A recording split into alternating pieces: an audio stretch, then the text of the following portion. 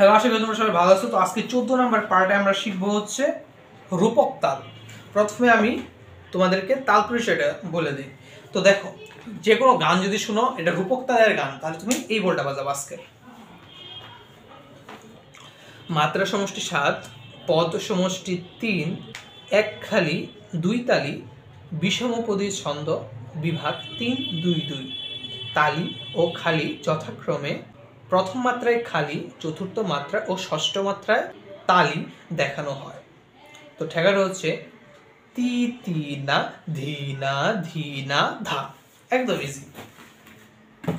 তি এভাবে বাজাবো, তি তি না, না এখানে দিবা, তি তি না ধি এখানে দিবা, সাথে এটা দিবা, ধি না ধি না ধা, ধা এভাবে শেষ।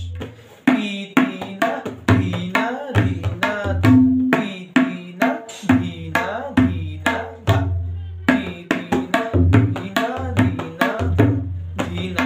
আমি ধি এর পরে একটু এরকম করি, তাই শুনতে ভালো লাগে। তি তি না ধি না ধি না ধা। তোমার আগে এইসব দরকার, আগে তুমি এটা শিখো। তি তি না ধি না ধি না ধা, তি তি না ধি না ধি না ধা, তি তি না ধি না ধি না ধা, তি তি না ধি না ধি না, তি তি না ধি না ধি না ধা, তি তি না ধি না ধি না ধা।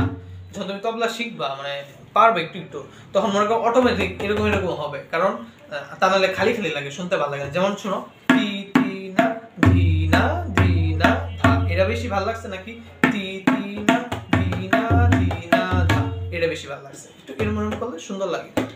ওই এটাই, তি তি না ধি না ধি না ধা, শেষ। রূপক এতটুকুই ছিল। নেক্সট আমরা শিখবো ধুমার তাল। ওকে,